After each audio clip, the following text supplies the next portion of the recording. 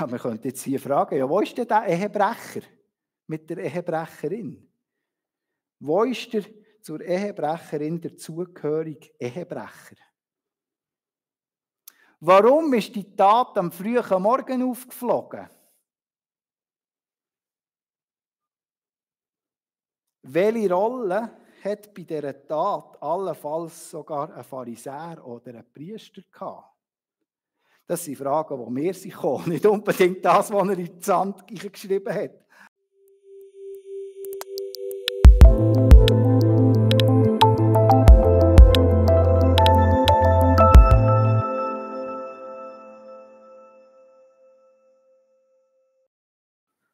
Ich habe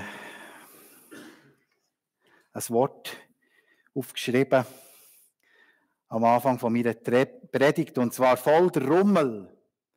Und gestern, als ich da in diesem Haus war, unterwegs war, noch am Morgen, habe ich gemerkt, das passt eigentlich sehr gut. Wie du hast gesehen, das passt wirklich gut, voll der Rummel. Also der TC hat Übernachtung gehabt, die haben da im ganzen Saal haben sie eine Minigolfanlage installiert gehabt. Zweistöckige Minigolfanlage, genau. Es hat Popcorn-Duft im Haus. Die Jungschi war aktiv gewesen. Nachher haben wir Topfkollekte gehabt. Und dann haben Christine und ich mit dem Noah zusammen haben wir noch Kerzenziehen gemacht auf dem Dorfplatz während dem Winter einläuten. Und das war für mich ganz etwas Spezielles gewesen. Wir haben da so ein neues Zelt, das wir brauchen durften. Das ist wirklich auch so, dass Gott das geführt hat, dass wir das gerade so angeschafft haben. Und jetzt gestern hat es so geregnet. Und dann haben wir aber gemerkt, wir haben nie angeschrieben, Kerzen ziehen. Das Zelt ist zu, oder? Da sieht ja gar niemand, dass der Kerzen ziehen ist. Und dann habe ich gesagt, ich gehe noch heute in die Kasse reichen und ich tue noch ein Banner ausdrucken, Kerzen ziehen. Als ich zurückkomme mit diesen schön laminierten Banner, sagt Christian, ich hau nur nichts aufheichen. Schau mal die Kolonne, die schon da ist. Und ja, genau, es ist wirklich, ich glaube, das, was Judith da erzählt hat, von der Topfi, auch dort einfach die Stimmung so schön. Und auch ich habe mir das auch so gedacht, in den Trubel und in den Rummel von diesem Wintereinläuten einfach so bedächtig das Kerzenziehen reinbringen. Das hat mich sehr berührt. Und ich möchte einfach an dieser Stelle auch gerade mal allen Danken sagen, die sich da in vielfältiger Art und Weise gerade besonders so für das Wochenende jetzt engagiert haben. Aber eben, voll der Rummel geht eigentlich um das, was hier in der Geschichte steht. Wir sind im Kapitel 8 und im Kapitel 7 vom Johannesevangelium ist uns so ein Höhepunkt von diesem Lobhüttenfest beschrieben worden. Es ist da etwas abgegangen in diesem Jerusalem. Es ist von den grossen Festen. Und Jesus hat nachher am Schluss von diesem Fest gesagt, wer an mich glaubt, wie die Schrift gesagt hat, aus dessen Leib werden Ströme von lebendigem Wasser fließen. Und das hat jetzt in dieser Geschäftigkeit, die schon war, hat das noch mehr Geschäftigkeit ausgelöst. Da ist wirklich gestern am Abend etwas los gewesen, noch in diesem Tempel. Der Skandal-Rabbi von Nazareth, dem kleinen Kaff in Galiläa, hat ganz schön für Stimmung gesorgt. Aber wir lesen es am Schluss vom Text. Die Aufregung hat sich gelegt und alle sind hingegangen. Dann ging jeder in sein Haus.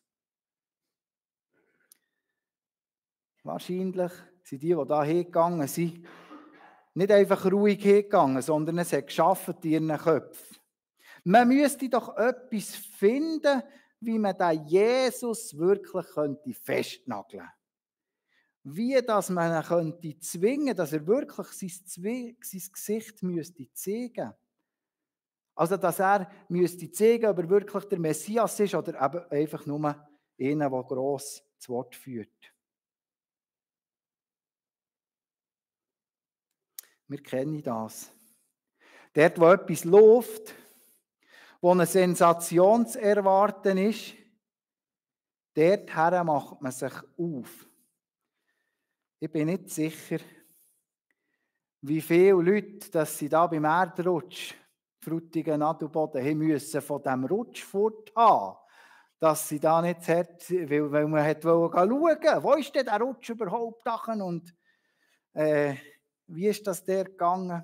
Also wenn etwas passiert, dann geht man schauen.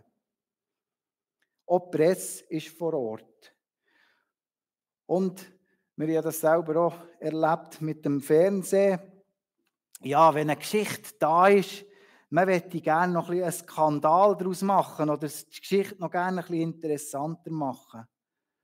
Und manchmal müssen wir uns das auch ein bisschen im Kopf haben, wenn wir die Presse lesen oder wenn wir uns informieren, dass man eben so Gelegenheiten für einen Skandal gnadenlos ausnützen. Und auch jemand will berühmt werden.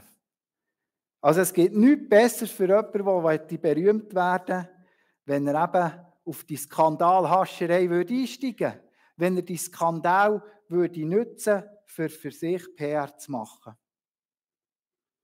Aber wir schauen auf Jesus. Wie geht Jesus mit dieser Skandalhascherei, mit dem Rummel, mit dem, was da abgeht, um? In meiner letzten Predigt von Johannes 7 habe ich gesehen, mir ist ein Satz ganz fest ins Auge gesprungen. Und zwar ist das der letzte Satz vom 7. Kapitel. Dort heißt es, dann ging jeder in sein Haus. Und jetzt ist es ganz interessant, wie das neue Kapitel, Kapitel 8, anfängt. Wir haben es wahrscheinlich nicht einmal recht gehört, weil wir haben uns auf die Geschichte konzentriert von dieser Ehebrecherin. Aber das Kapitel 8 fängt an, der erste Vers. Jesus aber ging an den Ölberg. Also alle anderen sind hingegangen, Jesus aber ging an den Ölberg. Scheinbar hat Jesus Nacht im Ölberg verbracht. Ich weiß nicht, ja, Jesus, der gerne draussen übernachtet, vielleicht tut er gerne Camping machen, vielleicht auch gerne bivakieren. Aber ich möchte gerne mal, dass wir den Ölberg oder so, wie das hätte jemand aussehen können. Heute sieht es ganz anders aus. Kannst du mir mal das erste Bild von dieser PowerPoint bitte einblenden? So einen Berg mit Ölbäumen, also Olivenbäumen. Darum heisst das Ölberg. Heute ist in Jerusalem auf dem Ölberg oder am Hang vom Ölberg ist ein Friedhof. Aber dann zumal muss dort eben so eine Olivenhostet oder Olivenwald sein. Wir wissen, dass der Ölberg für Jesus ganz ein besonderer Ort war. Unter am Ölberg, das sieht man auch noch heute, ist der Garten Gethsemane und im Garten Gethsemane hat es also heute auch noch so Olivenbäume. Jesus hat sich gerne dorthin zurückgezogen. Wir kennen es aus der Passionsgeschichte, wo er dann eben in den Garten Gethsemane geht, beten, geht Begegnung suchen mit dem Vater, Stärkung für das, was kommt. Und ich glaube auch hier, Jesus hat nicht einfach gross Predigt gehabt und ist nachher weiter einfach der Tür, sondern er ist sich bewusst gewesen, wenn ich hier in Jerusalem so klar Botschaft weitergebe, vollmächtig Gott der Vater verkünden, etwas zu meiner Person sagen, wer ich bin, dann wird das nicht ohne Reaktion bleiben. Solange dass ich hier bin, im Machtzentrum sozusagen, dann wird das Angriff von den Pharisäern und von den Priestern herausfordern. Und sie werden nicht aufhören. Und ich glaube auch, was Jesus, das Herz von Jesus ist, dass er ein Herz hat für alle Beteiligten. Ich glaube, das ist auch etwas, was wir gerne ein bisschen vergessen. Jesus, der hat für alle dort in diesem Tempo ein Herz gehabt. Und ich stelle mir das einfach, also wir können uns ja das nicht vorstellen, wie das ist, Jesus sei Gott und Mensch in ihm.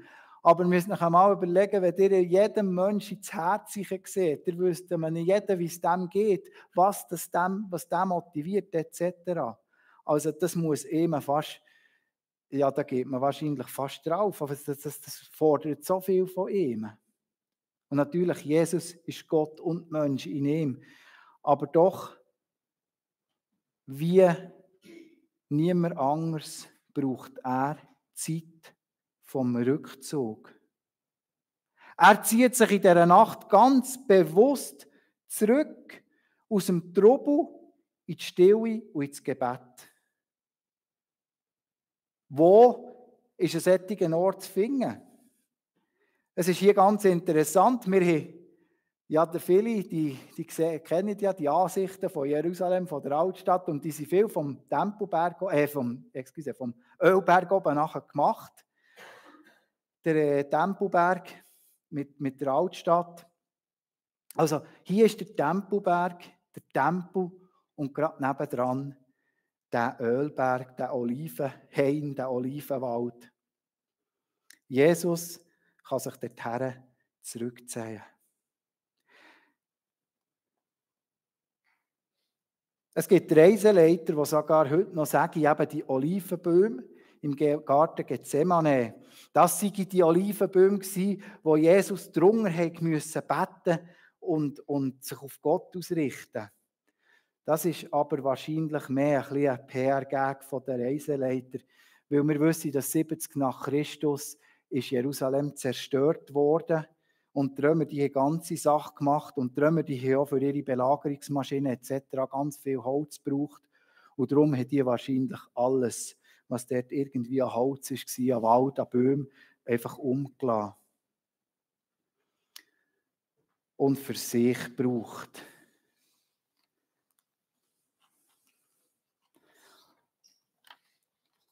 Aber gleich, wahrscheinlich oder möglicherweise hat es dort irgendwelche Stockausschläge gegeben. In dem Sinn waren es halt vielleicht gleich die gleichen Bäume gewesen, einfach nicht mehr so vom Holz her, aber dass dort dann wieder auch Bäume gewachsen sind. Jesus kann sich dorthin auf jeden Fall zurückziehen. Es ist ein Ort von der Ruhe, ganz nah am Stadtzentrum. Er findet Ruhe.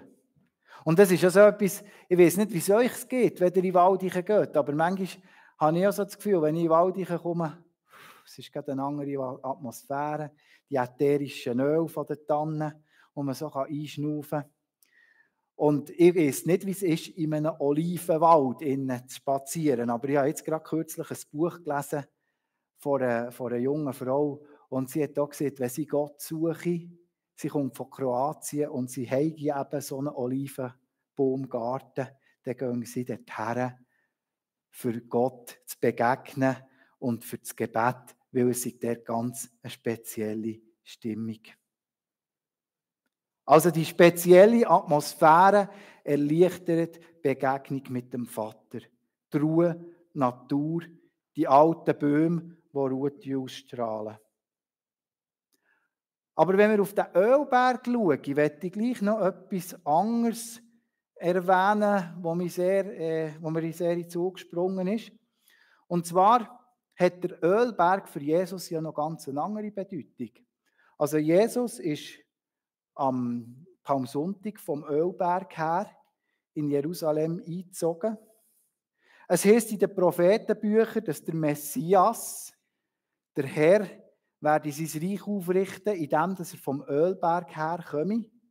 Also, wir haben das heute Abend schon im Gebet vom Zweiten kommen oder im Lobpreis vom Zweiten kommen. Also der Ölberg wird auch dort eine wichtige Bedeutung haben. Und hier in diesem Text wird ja Jesus als Richter angerufen. Es wird dann eine Frau hergestellt und sagt, so Jesus, jetzt du richten über die.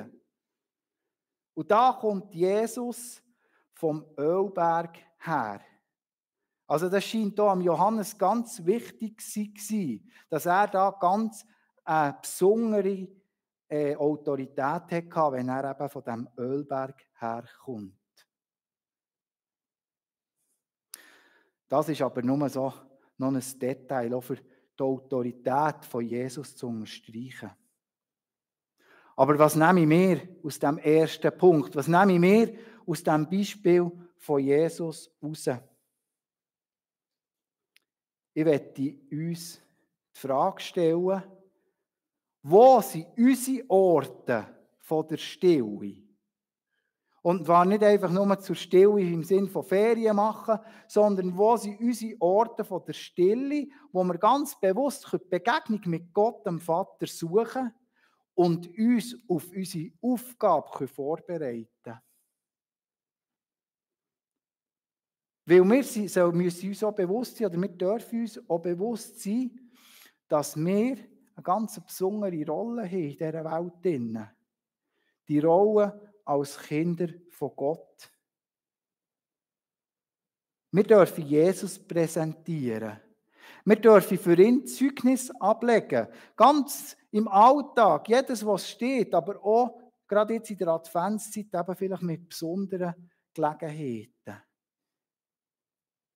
Und da ist es wichtig, dass wir eben so Olivenhosteten oder Olivenwälder oder Olivenhecken haben oder Gärten haben, wo wir eben zur Ruhe kommen und uns auf Gott ausrichten. In diesem Text kommt uns aber auch etwas ganz anderes entgegen. Und das kannst du jetzt im nächsten Bild einblenden. Das Bild vom Protestieren, von der Unruhe, vom Rummelleben etc. Es heisst, früh morgens kam er wieder in den Tempel. Also Jesus ist früh am Morgen wieder in den Tempel gegangen und schon gleich darauf sind auch die Pharisäer wieder da. Die Pharisäer, die Schriftgelehrten, die Priester, auch sie sind früh aufgestanden. Und ich habe es schon angetönt, sie sind nicht untätig geblieben. Sie sind wahrscheinlich nicht lang bis sich daheim ruhig gelegen, sondern sie haben überlegen und vermusen und machen. Irgendetwas hat sie früh am Morgen wieder zum Haus austrieben. Irgendwie müsste man doch den Jesus jetzt Ding festmachen. Irgendwie müsste man doch dem den Riegel schieben. Man müsste einen Grund haben, dass man eben wirklich festnehmen könnte, dass man ihn aus dem Weg schaffen könnte. Aber wie? Und mit dieser Ehebrecherin ist sehr ein brauchbares Motiv gefunden. Weil hier kann man sich jetzt auf das Gesetz von Mose berufen. Das ist erdbebensicher. Da kann auch Jesus nichts dagegen sagen. Man denkt sich, dass Jesus hier ja nur verlieren kann. Weil sieht er es so, ist es nicht gut, und sieht er es so, ist es nicht gut. Also man hat ihn wie in die Enge getrieben. Man vergisst dabei sogar, dass man also es geht im Gesetz nicht darum, dass wir einander eben das Gesetz vorhaben und sagen, ja, was du alles machst, das ist dann schon für gar nichts, für einander bloßzustellen. Oder dass wir sagen, ja, ich bin dann doch noch ein bisschen in einer Stufe höher, ich bin dann doch noch ein bisschen besser, sich selber wichtig machen. Gott hat durch das Gesetz vom Alten Testament wollen, dass sein Volk rein ist. Ein reines und heiliges Volk. Und es hat so eine klare Abgrenzung geschaffen zu den umliegenden Völkern und ihren Brüchen. Gott hat wollen, dass sein Volk begreift, dass er heilig ist und dass auch sie heilig sein. Und die Heiligkeit ist eine ernste Sache.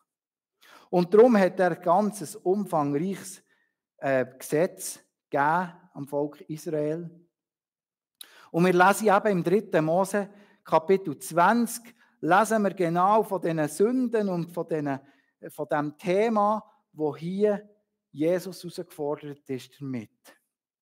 Ihr seid herzlich eingeladen, das für euch einmal zu lesen. Und es ist recht eine brutale Geschichte. Aber es ist nicht eine willkürliche Geschichte. Es ist nicht willkürlich. Und es ist ganz interessant, dass das Gesetz auch am Umstand Rechnung trägt, dass es für Ehebruch immer 2 braucht. Also es heisst nie, wenn ihr eine Ehebrecherin findet, dann müsst ihr die steinigen, sondern es heisst ganz klar, die beiden werden vor das Gericht geführt und eben müssen die Strafe empfangen. Also das ist etwas, was ich vorhin angesprochen habe mit diesen Verfahrensfehlern.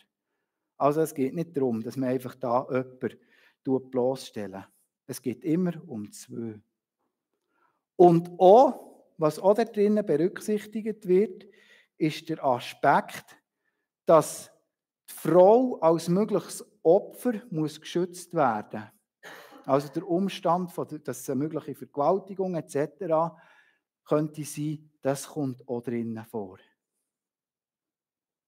Aber man könnte jetzt hier fragen, ja, wo ist denn der Ehebrecher mit der Ehebrecherin? Wo ist der zur Ehebrecherin dazugehörige Ehebrecher? Warum ist die Tat am frühen Morgen aufgeflogen? Welche Rolle hat bei dieser Tat allenfalls sogar ein Pharisäer oder ein Priester gehabt? Das sind Fragen, die mir kommen. Nicht unbedingt das, was er in die Sand geschrieben hat. Aber auch diese Fragen bleiben unbeantwortet. Wie ist die Entdeckung zustande gekommen? Weil ich nehme nicht an, dass die Tat, der Ehebruch, einfach da in der Öffentlichkeit stattgefunden hat. Hat vielleicht Jesus seinen Finger mit seiner Aufforderung, dass der ohne Sünde soll Sieg der erste Stein dürfen werfen, genau auf diese Umstände angesprochen? Wir können es nicht restlos klären. Weil es geht hier, wie so häufig, eben um Motivation. Und ich muss ja da mir selber wieder eine Nase nehmen. Ganz besonders die letzte Woche, darf ich das hier so sagen. Es ist Trubel, viel Luft. Und nachher ist Rummel, Hast. Und da reagieren wir nicht immer so, wie wir eigentlich wollten. Ich möchte gerne so reagieren, immer jeden Morgen so aus dem Ölhain rauskommen. Aus dem Ölhain kommend möchte ich reagieren. Oder so wirklich gegründet in Jesus. Eine gute Zeit gehabt, Nacht durch, und dann so können auf den Rummel vom Tag reagieren. Mache ich nicht. Da kommt dann vielfach das, was im Bauch hockt oder irgendwie das Innerste in uns innen ist, wo wir vielleicht eben so ein bisschen Grunderziehung oder das Grundtemperament kommt eben dort führen. Nicht das, was wir uns gerne antrainieren wollen. Nicht die neuen Verhaltensweisen. Und so ist es auch hier. Es geht hier gar nicht darum, dass die Reinheit von Israel soll bewahrt werden. Es geht auch nicht darum, dass Gerechtigkeit soll hergestellt werden, sondern es geht nur darum, dass Jesus soll aufs Glatteis geführt werden. Um das geht es um nichts anderes. Und das tut hier der Johannes ja in diesem Text auch ganz klar sagen. Es ist um das gegangen. Damit man einen Grund hat, sich endlich dem mühsam Jesus, dass man sich endlich dem entledigen kann. Eifer wird zu blindem Hass. Jedes Mittel ist recht. Alles dient dem Ziel. Und wir ja da einen kurzen Moment haben vom Innehalten, vom Nachdenken. Mit der Frage, ob wir echt das Muster für unser Leben auch kennen.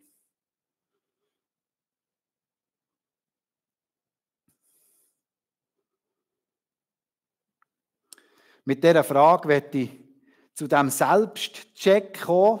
Das wäre jetzt die nächste Folie. Ich könnte so für euch einmal ein bisschen überlegen, wie sieht das bei mir aus? Jesus lässt sich, wie gesagt, nicht auf Diskussion über die Verfahrensfehler ein, sondern er geht direkt zum Kern. Er entlarvt das Motiv von diesen Anklägern. Ihm geht es wirklich um die Heiligkeit vom Volk. Jesus geht es um die Heiligkeit vom Volk. Wer ohne Sünde ist, der soll der erste Steh schiessen. Vielleicht, ja schon angetönt, lädt Jesus gerade bei den Anklägern den Finger auch auf ihr heuchlerisches Tun in Bezug auf sexuelle Sünden.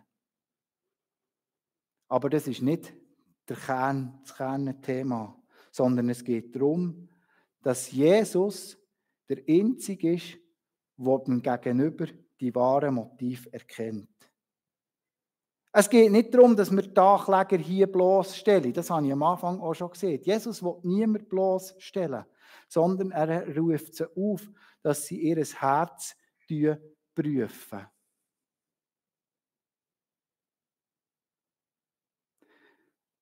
Ob es uns jetzt immer gelingt, aus der Ruhe heraus zu handeln, oder ob wir manchmal in unseren Handlungen auch vom Strudel von der Geschäftigkeit mitgerissen werden, das ist nicht so entscheidend. Entscheidend ist, dass es uns gelingt, zu uns zu kommen, innezuhalten und unsere Motive zu prüfen. Im Psalm 139 schreibt das der Psalmist ganz treffend. Verse 22 bis 23. Erforsche mich, o Gott, und erkenne mein Herz. Prüfe mich und erkenne, wie ich es meine. Und sieh, ob ich auf bösem Weg bin. Und leite mich auf ewigem Weg. Wo gebe ich im Trubel vor, für etwas einzustehen? Und wo habe ich eigentlich aber ganz egoistische Motive? Amen.